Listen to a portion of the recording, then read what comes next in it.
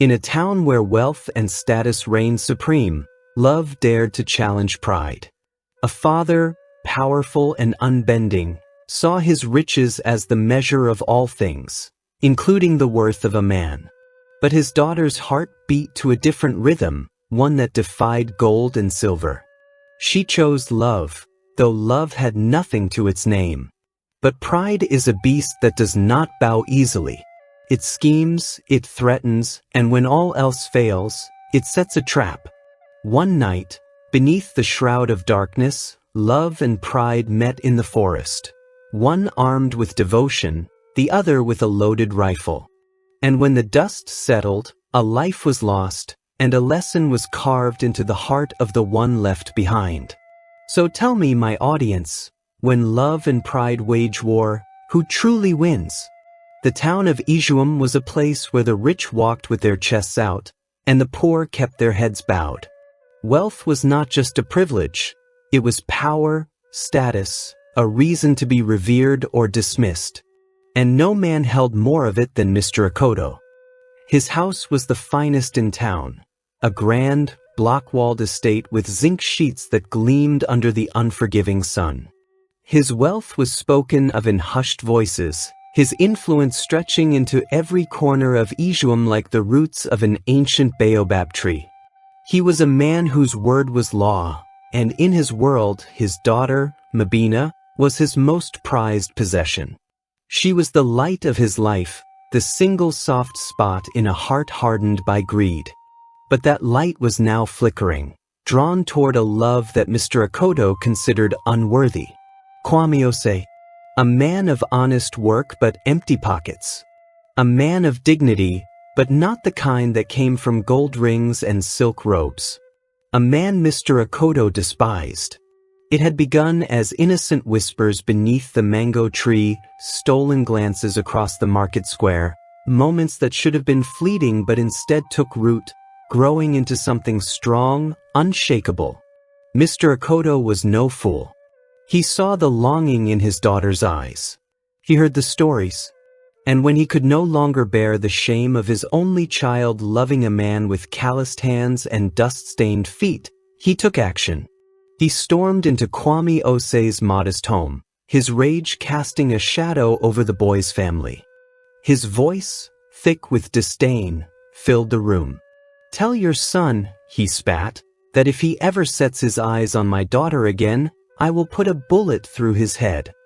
The assault rifle in his grip gleamed under the dim light, not a mere threat, but a promise. But love is a stubborn thing. Even in the face of danger, Mabina and Kwame found ways to meet, their bond defying every wall her father built between them. Yet there was one wall they could not see. Kwame had a friend, a shadow at his side, Ankama, trusted, loyal, a brother in everything but blood. But loyalty is a fickle thing when wealth is dangled before a hungry man. For Ankama was no friend at all. He was Mr. Akoto's spy. 4 months, he had fed the rich man every secret, every meeting, every whispered promise between Kwame and Mabina. And with each report, Mr. Akoto's anger swelled. Then, one evening, the storm inside him settled. He had fought, he had threatened, he had roared. And yet, love still stood, unmoved. So he changed his approach. With the warmth of a snake basking in the sun, he called Mabina to him. He smiled. "Perhaps I have been too harsh," he said, voice thick with false remorse. "If this is the man you love, bring him to me." Her heart soared. For the first time, hope dared to bloom in her chest. She ran to Kwame, breathless, eyes bright with possibility. "He has agreed," she whispered. "You can come and ask for my hand properly." When the day arrived, Kwame and his family stood before Mr. Akoto's grand estate, their best clothes pressed, their hopes fragile yet alive. But they were not met with acceptance. They were met with a list. A bride price so absurd, so impossible, that it was not a test but a sentence. Cattle, imported fabrics, 50 barrels of palm oil, 10 crates of foreign whiskey, and the final insult, a plot of land in the wealthiest part of Ijuim. Mabina's heart sank. Kwame's fists clenched. This was never about honor. It was about crushing hope beneath the weight of greed.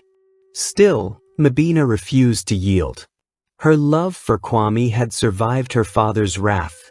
It would survive this too. Then, one evening, Mr. Akoto called her into the forest. The trees stood tall, their leaves rustling like whispers between the spirits of old. Beneath the canopy, Mr. Akoto walked with a purpose. He led Mabina deep into the woods, where the world felt untouched by time. Then, with careful hands, he bent down and unearthed a wooden box. Inside, stacked in neat piles, was wealth beyond imagination, his true riches. "This," he said, his voice low and measured, "is where I keep my fortune, my own private bank." He let her gaze upon it, let her mind weigh the knowledge. Then, as if it were nothing more than a casual revelation, he covered it again and walked away. But he knew that Mabina would run to Kwame and tell him. And she did. "Go and take as much as you can," she whispered. "Just enough to pay the bride price. My father wouldn't even notice because he doesn't count them." Kwame recoiled at the thought. Stealing? He hadn't thought it would ever come to that. But then he went to Ankama for advice. A voice smooth as oil, sliding into the cracks of Kwame's doubt. "What is theft when love is at stake?" he murmured. "The man has stolen your happiness. And this is your chance to also take what is yours." The war inside Kwame was fierce. But love, desperation, and the cruel hand of fate often tipped the scales. And so, under the cloak of night, he made his way into the forest. But like you'd expect, just as he left for the forest that night, Ankama too went to report back to Mr. Akoto.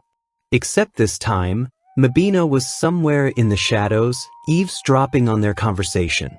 Now she was desperate to go warn her lover, afraid of what his father might do next. Back in the forest, the moon was high, casting silver beams through the branches. The air was thick with the scent of damp earth. His hands trembled as he dug, fingers scraping against the wooden surface of the box. He held his breath. Bang! The gunshot shattered the silence. He froze. Pain did not come. Death did not claim him. But the sound that followed did. A gasp. A choked cry. The thud of a body collapsing into the dirt. His heart stopped. He turned, the world narrowing into a single, horrifying moment. Mabina lay still. Her breath came in weak, shuddering gasps, her fingers pressed against the wound blooming crimson on her chest. And behind her, rifle still smoking, stood Mr. Akoto, the man who had fired without hesitation, the man who had set a trap, the man who had killed his own child. The weight of it crushed him instantly. His knees buckled. His rifle slipped from his grip. "Mabina, you're not supposed to be here," he cried out. But the gods do not grant second chances.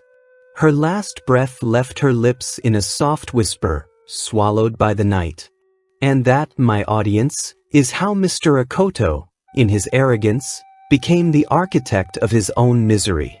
Blinded by wealth, he saw status as more valuable than his daughter's happiness. He mistook control for love, greed for wisdom, and in his attempt to rid himself of Kwame Osei, he destroyed the very thing he had sought to protect. Let this be a lesson. Pride, when left unchecked, can make a man dig a grave with his own hands. What good is wealth when it costs you the ones who truly matter? What good is power when, in the end, you are left alone with only your regrets? As the elders say, the child who is not embraced by the village will burn it down to feel its warmth.